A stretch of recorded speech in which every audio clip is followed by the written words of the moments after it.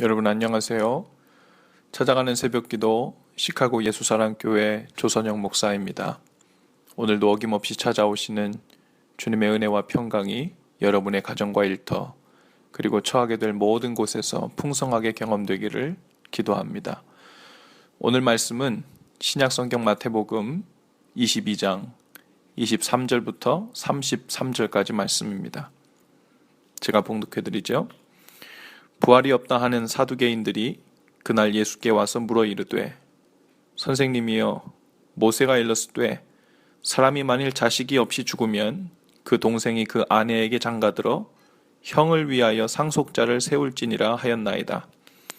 우리 중에 7형제가 있었는데 마지가 장가들었다가 죽어 상속자가 없으므로 그 아내를 그 동생에게 물려주고 그 둘째와 셋째로 7째까지 그렇게 하다가 최후에 그 여자도 죽었나이다.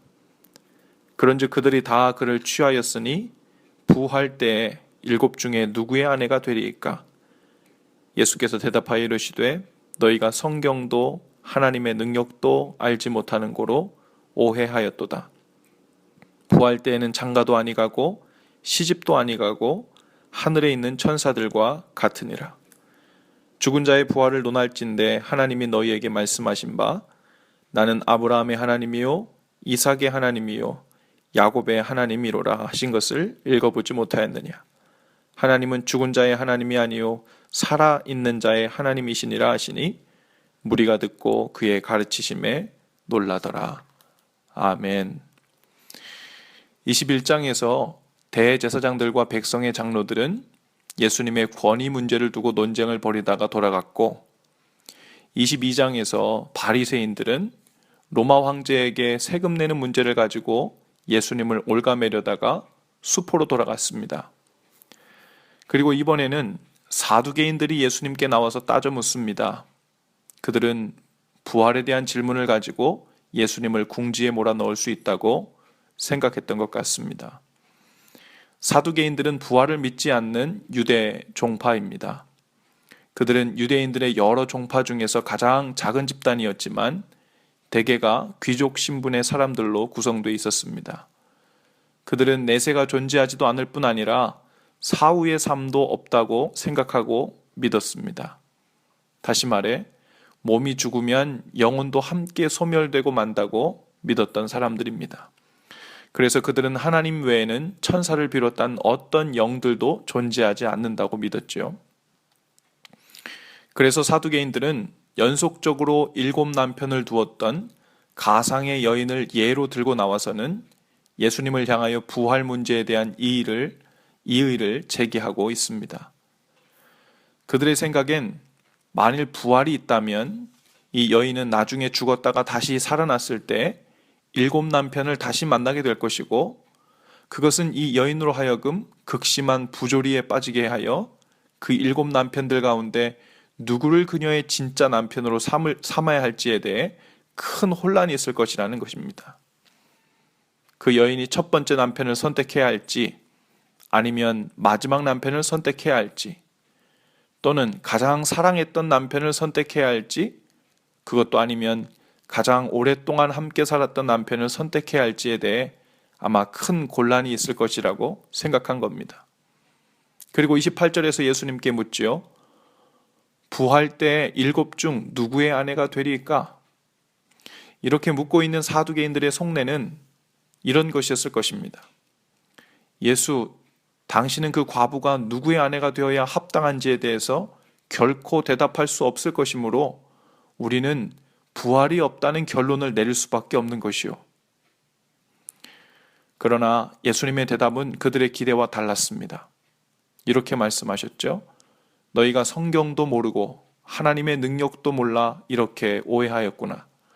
부활 때에는 장가도 아니가고 시집도 아니가고 하늘에 있는 천사들과 같으니라. 사두개인들은 만일 부활이 있다면 그 부활의 상태는 현재 그들이 살고 있는 삶의 형태와 같을 것이라는 전제를 깔고 있었습니다. 부활하게 되면 그때에도 현재 세상과 같은 삶의 방식이 그대로 재현될 것이라는 것을 당연하게 여기고는 그 전제 위에서 이 질문을 한 것입니다. 그러면서도 그들은 자신들이 그런 선입관과 편견에 사로잡혀 있다는 사실을 알지 못했지요. 자기들만 똑똑하다고 생각하며 스스로의 논리에 취해 있었던 것입니다. 그러나 사실 그들은 본인들의 생각과 경험만 가지고 하나님의 말씀을 제한하고 있었을 뿐 아니라 또 전능하신 하나님의 능력을 제한하고 있는 오류를 범하고 있었습니다.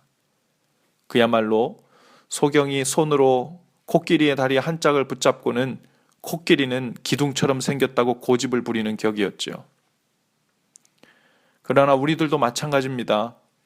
사두개인들처럼 부활에 관한 문제는 아니더라도 우리가 신앙생활을 하면서 의문을 가지고 있는 대부분의 질문들은 둘 중 하나에 걸려 있는 경우가 많습니다. 하나님의 말씀을 오해하고 있거나 하나님이 어떤 분이시고 어떤 능력을 가진 분인지 알 만큼 알고 있다는 교만한 마음과 연결된 경우가 많지요. 간단한 예를 하나 들어보겠습니다. 하나님께서는 우리를 창조하신 분이시죠. 그리고 시간도 만드셨고 우주도 만드신 전능자이십니다. 하나님께서 시간을 만드셨으니 시간의 제약을 받지 않으시고 시간의 흐름 밖에 계실 수 있으실 것입니다. 마찬가지로 우주를 만드시고 세상을 만든 분이시라면 우주보다 더 크실 테니 우주 밖에도 계실 수 있을 것입니다. 그런데 우리는 태어나서 지금껏 이 시간을 벗어나 본 적이 없고 시간을 벗어난다는 것이 어떤 것인지 경험해 본 적도 없습니다. 또한 우리는 우주는커녕 지구도 벗어나 본 적이 없습니다. 그러니 우리의 모든 생각과 논리와 상상력은 그간 우리가 경험해온 시간과 공간이라는 것에 제약을 받고 있으며 그것을 전제로 하고 있습니다. 과연 이 상태에서 우리가 어떤 질문을 한들 그것이 하나님 앞에서 합당한 질문으로 성립이 될는지조차 의문입니다. 이사야 55장 8절 9절에서 이렇게 기록되어 있습니다. 이는 내 생각이 너희의 생각과 다르며 내 길은 너희의 길과 다름이니라. 여호와의 말씀이니라. 이는 하늘이 땅보다 높음같이 내 길은 너희의 길보다 높으며 내 생각은 너희의 생각보다 높음이니라. 섣불리 자신의 경험과 논리 안에 하나님을 가두고 또 하나님의 말씀을 자기 입맛에 맞도록 재단하는 사두개인들의 교만은 바로 오늘 우리의 모습이기도 합니다. 우리는 하나님께서 보여주시는 것만큼, 즉 계시해 주시는 만큼만 하나님을 알고 경험할 뿐입니다. 그래서 하나님의 말씀 앞에서 늘 겸손해야 되겠죠. 또 내가 경험하고 이해하고 있는 하나님만 맞고 다른 사람이 경험한 하나님은 이상하고 틀리다며 섣불리 말하는 것도 조심해야 합니다. 그래서 말씀을 대할 때 믿음으로 순종하는 것이 우선이며 항상 겸손하게 말씀을 듣고 반응해야 할 것입니다.